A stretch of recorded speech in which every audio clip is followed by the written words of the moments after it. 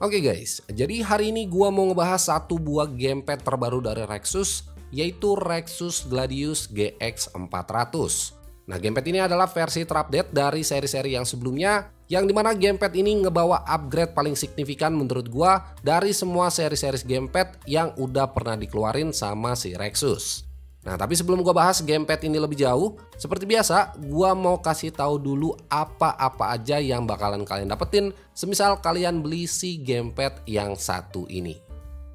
Well, buat box packagingnya di sini sama aja kayak seri GX300 yang sebelumnya, dan buat kelengkapannya sendiri kurang lebih juga sama aja, dimana kalian bakalan dapetin satu unit gamepad GX400-nya, terus ada satu kabel USB Type-C buat mode wired dan urusan chargingnya, ada satu buku petunjuk manual, dan yang terakhir kalian bakalan dapetin satu lembar kartu garansinya juga. Oke, secara looks atau desainnya gua bisa akuin si GX400 ini emang keren banget ketimbang seri-seri gamepad Rexus yang sebelumnya. Apalagi hadir dengan looks yang transparan kayak begini, ngebuat si GX400 jadi makin kelihatan ganteng dari kebanyakan gamepad yang banyak di pasaran. Nah, tapi nggak cuma sekedar keren aja, build quality si GX400 ini gua bisa akuin jauh lebih solid ketimbang series GX300 yang pernah gua coba. Kalau yang GX300 kemarin feelsnya itu berasa plastiki banget, sedangkan si GX400 ini pas waktu gua pegang berasa lebih kokoh, dan plastik ABS yang dipakai pun gua ngerasa jauh lebih tebel ketimbang sama seri yang sebelumnya. Ya, walaupun secara estetika gamepad ini gua bisa bilang bagus banget, tapi ada satu hal yang harus Rexus korbanin buat gamepad ini, yaitu soal kenyamanannya. Ya, buat gue yang tangannya ini gampang banget keringetan, pakai gamepad yang polos dan gak bertekstur kayak begini bakalan berasa licin dan kurang nyaman kalau seandainya gue pakai gamepad ini terlalu lama. Ya, sebenarnya ini bukan jadi satu deal breaker juga buat kalian, karena emang secara feels gamepad ini pas waktu gue pegang, gripnya ini berasa mantap banget dan 11-12 sama controller Xbox yang gua punya. Oke, buat detail-detail dari gamepad ini gua bakal tunjukin dulu ke kalian. Jadi buat layout dari si gamepad ini, Rexus pakai layout dari Nintendo Switch, dimana buat bagian tombol-tombol di sebelah kanan sini, tombol X-nya ada di bagian atas, sedangkan tombol B-nya ini ada di bagian bawah. Terus di bagian tengahnya sini ada 5 button yang bisa kalian pakai. Yang pertama ada tombol home, tombol plus dan minus, tombol capture, dan yang terakhir ada tombol turbo yang pastinya bisa kalian custom juga.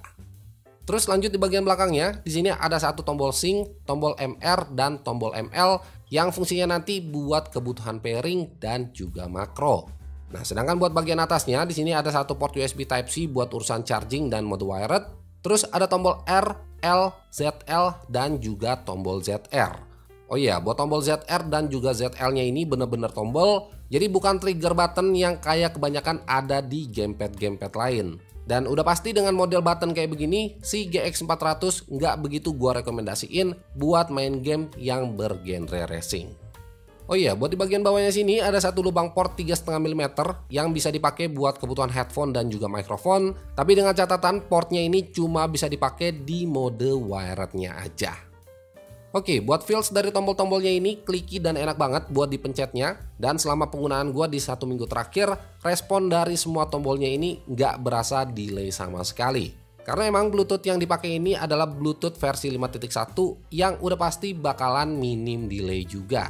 Nah, buat compatibility-nya si GX400 ini support buat Nintendo Switch, PC, iOS, dan yang pasti juga support buat di Android. Nah, mungkin buat lebih jelasnya lagi soal spek dari gamepad yang satu ini, kalian bisa langsung baca-baca aja lewat gambar berikut. Oh iya, selain spek yang ditawarin barusan tadi, si GX400 ini juga masih punya beberapa fitur yang menarik. Salah satunya adalah fitur dual vibration motor. Bahkan kalian juga bisa atur tingkat getarannya ini pakai tombol turbo dan analog kiri. Jadi dengan kata lain, kalian bisa sesuaikan tingkat getarannya ini sesuai sama selera kalian masing-masing. Bahkan gak cuma getarnya aja yang bisa kalian atur, lampu RGB di gamepad ini juga bisa kalian atur. Mulai dari atur tingkat brightness-nya, mode RGB-nya, dan juga warna lampunya. Nah, bahkan buat kalian yang gak suka sama mode-mode RGB kayak begini, kalian juga bisa matiin pakai kombinasi tombol minus dan juga di pad bawah. Oke, buat harganya sendiri Lexus Gladius GX 400 ini dibanderol cuma 300 ribuan atau lebih tepatnya Rp349.000 aja. Dan mungkin buat kalian yang tertarik sama gamepad yang satu ini, seperti biasa semua link produk officialnya Lexus udah gua cantumin di kolom deskripsi di bawah. Oke, kesimpulannya buat penggunaan gua di 1 minggu terakhir gua cukup puas. Mulai dari performanya yang seamless banget dipakai di beberapa platform. Bahkan gue juga udah cobain gamepad ini di PC, Android, dan Nintendo Switch. Performa dari si GX 400 ini lancar-lancar aja. Gua nggak ngerasain adanya delay sama sekali, gironya lancar, dan yang pasti baterai dari si GX 400 ini juga tergolong awet. Nah, jadi buat kalian yang emang lagi cari-cari gamepad di harga 300 ribuan, gua bisa banget ngerekomendasiin si GX 400 ini buat kalian beli. Well, mungkin segitu aja kurang lebihnya review gua soal Lexus Gladius GX 400 ini. Jadi like aja kalau kalian suka sama videonya, dan share juga ke teman-teman kalian kalau video ini bermanfaat.